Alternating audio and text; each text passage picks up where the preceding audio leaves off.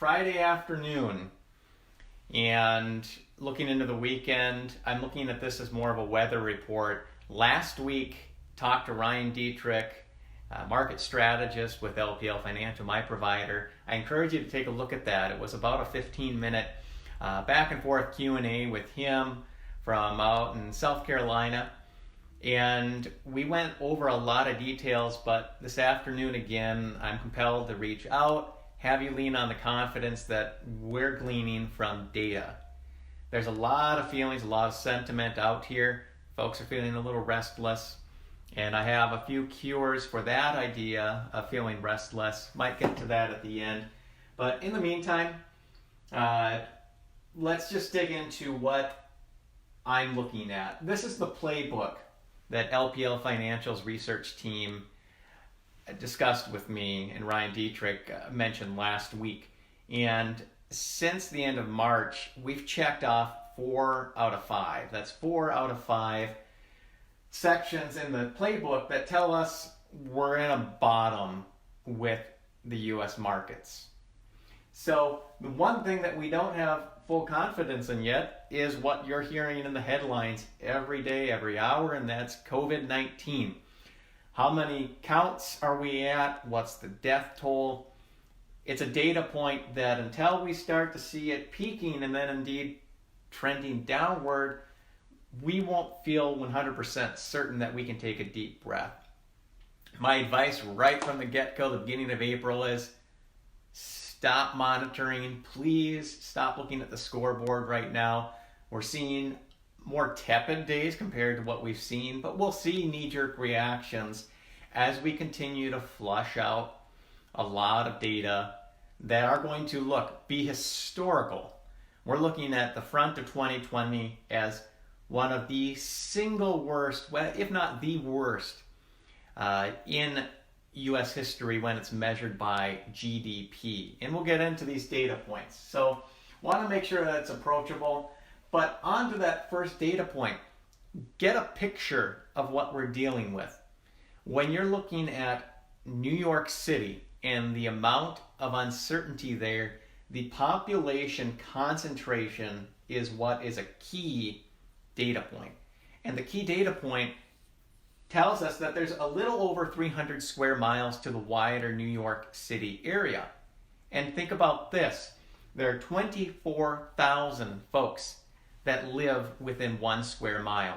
So right now, if you picture each one of these little light purple squares as about 1 square mile in New York City, here's the perspective.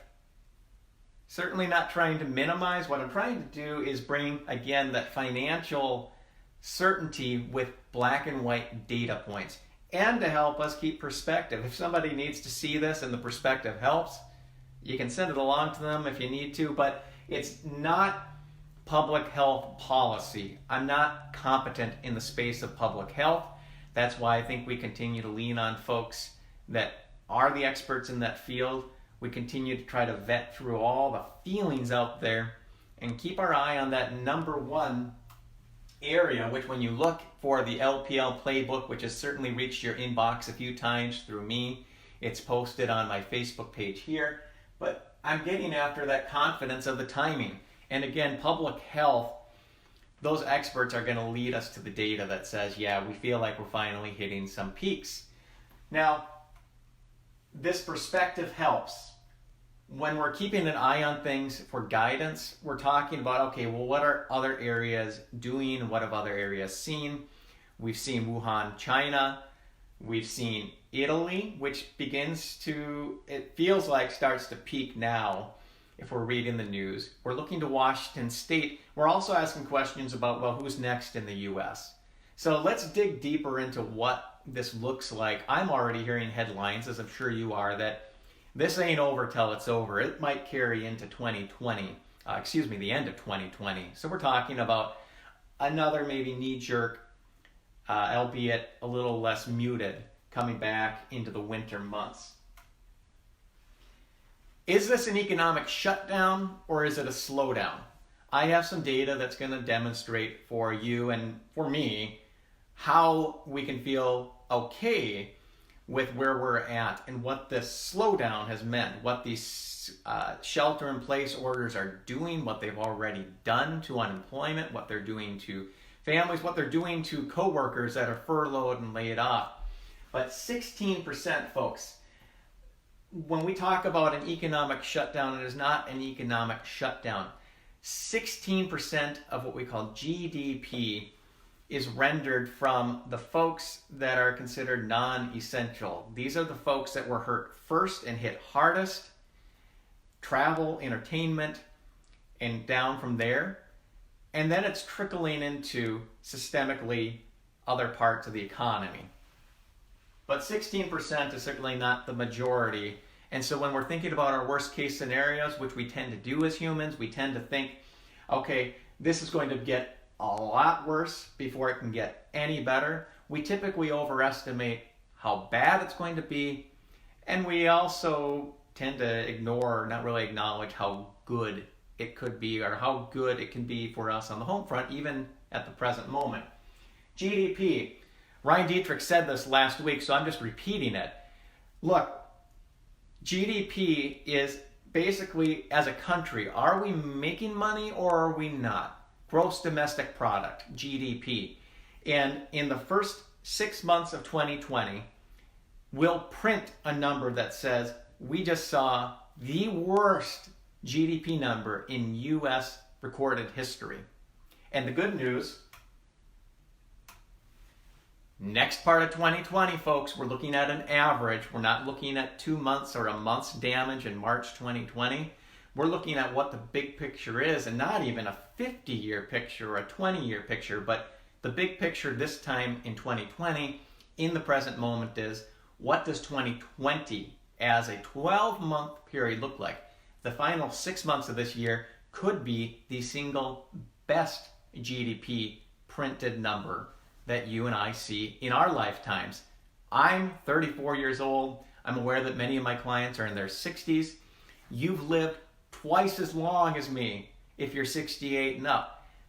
I'm telling you, and Ryan Dietrich is telling you, and others are telling us, look forward to the next 6 months, or rather the last 6 months of 2020, and we feel that things are primed for the single best recovery that the United States has ever seen, we think. Remember, what happened to this headline of $2 trillion? This week, my goal was to kind of step back and allow this week to just kind of play out. I felt I wanted to again reach out, make sure that you realize I'm at the helm, I'm accessible here, I've been interacting with clients, but last week's news is already feeling like last month's or last year's news. But it is unfolding. Today, a part of this $2 trillion package is rolling out. Banks are ready, and there are over 10,000 applications, one U.S. bank is reporting. There are a lot of, I heard a number, 4,000 SBA bank lenders. I don't know if that's true. There may very well be more lenders making access to this bailout money, the stimulus money. The helicopter is here. It's up to folks to wave as business owners and say, hey, we need some of this grant money and we need some of this furlough and payroll assistance money. It's here. The cavalry is coming. $2 trillion. In order to count that in terms of seconds, I love this anecdote. We have to count seconds all the way back to 60,000 BC. Before the Great Lakes were formed, before the 10,000 plus lakes in Minnesota were formed by the Ice Age, we're going way back in time when we count seconds until we get to $2 trillion. That's the first wave of the government acknowledging we need the help. The cavalry is here, more is arriving, and that's a data point that's really critical to what we feel is a bottoming in the financial markets and also the recovery of the economy at large. Remember, U.S. markets tend to run ahead of the economy. So we know that in history, as we bottom, as that U.S. market starts to pull us out, the economy's numbers are going to start to follow, but it will be behind the US markets historically. This is something I was talking about 3 or 4 weeks ago. And this slide, you may not be able to see it, but what it's showing you is all the way back to 1980. We have always had, without exception, we have had pullbacks, or what we call corrections, bear markets. This is 2008. And every one of these years, the market actually indeed finishes higher than the red dot. The red dot, 49% loss inside that year, and the gray bar ended at actually a negative 38. Already this year we've tested one low. We have 9 months to go, and in the next few months we may, I'm thinking more in the next month or so, if we're likely to go below a negative 34 on the S&P 500, we're actually going to see it in the next month or so. Just trying to anticipate or spell out an expectation for clients. But already the end of March, the S&P 500 posted a negative 20. Don't get carried away with the US market index postings month to month, week to week, day to day. Because why, folks? We're not trying to tag necessarily the performance of an index.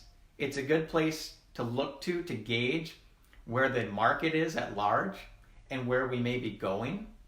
But when we're trying to chase that type of return, that says that we're trying to be all in, risk on, and we're not acknowledging that there's room in portfolios for diversification, right?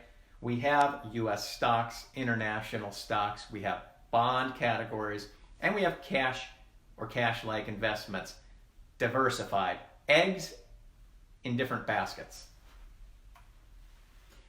Really busy chart with a lot of colors, but a haven that is really dear to me. I enjoy introducing clients to the municipal bond market in general, but the fixed income category right now is being rattled. There are cracks that formed at the end of March 2020, and those cracks started to appear again, trying to find a little traction just the beginning of April here.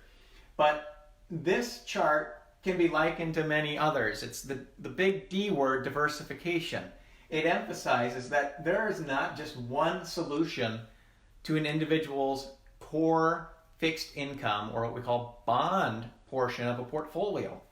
Each one of these colors does not represent different stocks. It actually represents, here's a column, 1 year, and each color represents a different category of investments. So in 2008, high yielding bonds, meaning higher interest and typically higher risk, posted as an index a negative 26% return. And the following year, they actually landed on top and posted as an index a 58% positive return. But when you blend each one of these together, same amount of each color into that year, we call that asset allocation or diversification for just our fixed income or bond investors out there. And if you follow that little white mark along, you see that we kind of ride this out.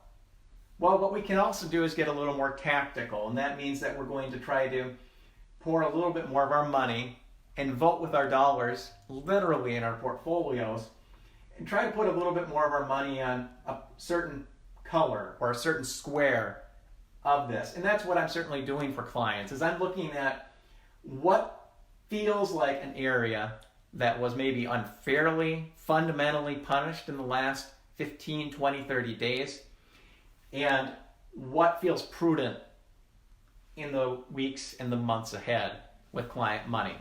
So just something that if clients want to get more granular, I want to point out that we've seen, again, yes, some cracks in fixed income, typically a place that helps cushion the blows, and indeed it has helped cushion blows lately, but we monitor that area, and we can even be tactical and try to position money to look for those opportunities that are 6 months out, 12 months out, even 2 years out.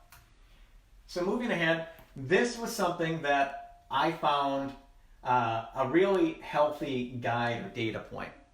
And when you look at this, again, more data, I'm looking at this little box here, and I'm asking how bad off or how healthy was the average US consumer? Well, folks, something that is not a repeat of history in 2008 is consumer debt. Consumer debt as a disposable amount of our income was about 14% in 2007 at the peak, or rather the beginning of the Great Recession. Today, that disposable income debt, how much are we borrowing to spend, is in a high single digit. It's just under 10% as of March 2020. Folks have learned their lesson from the Great Recession, the financial crisis, and they've saved more money. And then again, that $2 trillion is coming in short time, weeks, to help offset the pain of unemployment or the pain of lost wages. More charts. I realize I'm kind of nerding out on you here, but again, it's data. And black and white data is what is giving objectivity to client money right now. So when we look at unemployment, the numbers are historically the worst we've ever seen when it comes to just weeks and millions of applicants. I don't think in history that we've ever seen folks having to line up on a particular day based on the last number of their social security number, but that's what's happening in Minnesota and states across the US. Folks are having to line up by the millions. This week now, I just saw the number, I believe it was in the mid 6.5 million mark. Well, the average for unemployment, folks, running back to 1970, the average for unemployment, remember, we were just at a historic low point of 3.3%. Remember, the average is 6.3. And I want to correct myself. It's 3.5% is where we just were at in February 2020. But the average unemployment is nearly twice that. So we have some room to run. And when you look at 2009, that was where the peak of unemployment was. We saw partial unemployment numbers that caused that number to drift higher than 10. I believe we were looking at numbers around the high teens. But let's look again where a lot of that area is coming from. How much of this money in the economy are we losing to the unemployment game right now? Well, if we look, 19% of profit in the US measured by GDP, that domestic product, gross domestic product number, comes from retail, restaurants, entertainment, hotels. A very small sliver, surprisingly, comes from transportation. Lots of interesting facts hidden underneath the big headlines that we continue to read. And by the way, employment, this is an important critical piece. 20% of employment comes from hotels, entertainment, restaurants, retail. Are you beginning to jive with why I think that's a critical point? Yes, we're going to see more unemployment numbers. Our concern is trying to tame the furloughs and the unemployment that's drifting into even healthcare right now. So that's what I have for now. I want to give a nod to my brother, Matthias, graduating from UMD this spring. He'll be doing a digital or a virtual graduation, I'm sure, but Matthias took this picture. Matthias Mullin. He spends his early morning hours doing what you and I ought to be doing right now. He goes out and captures these awesome photos. You can find him on Instagram if you want to follow him. Tell him I sent you. But Matthias Mullin, I asked for a photo that would have a horizon on it, and it's perfect because it has a lighthouse. And I'm using this data and more, folks. I'm using your enthusiasm. I appreciate emails that I'm getting just saying, hey, great job, keep it up. But I'm here for you. Every time I dig into data and I'm reaching out on these Facebook Lives, it makes me feel better that I'm helping folks along during this really challenging time internally. And a cool project would be doing something like what I'm actually doing. I'm journaling about this time. I'm taking a lot of just screenshots of headlines, good and bad. I'm taking photos out in the grocery stores. I'm trying to just look ahead and say, you know, there's a lot of lessons that you and I will be able to glean from this. And when folks say, how do I teach my kids about money? What a moment to look back on and say, well, here's my journal. Here's a 20-page journal of everything that I saw and learned during the 2020 pandemic that affected all of us. Folks, we're all in this together. It's up to you and I to be reasonable, to be kind to one another. Take care of yourself. Go out and take some awesome photos. Train your lens to look at the objective and the beauty that is out there in the world. The horizon in the U.S. is bright. And right now the fog is very dense. So be mindful, take your time walking through this, and as always, carry on.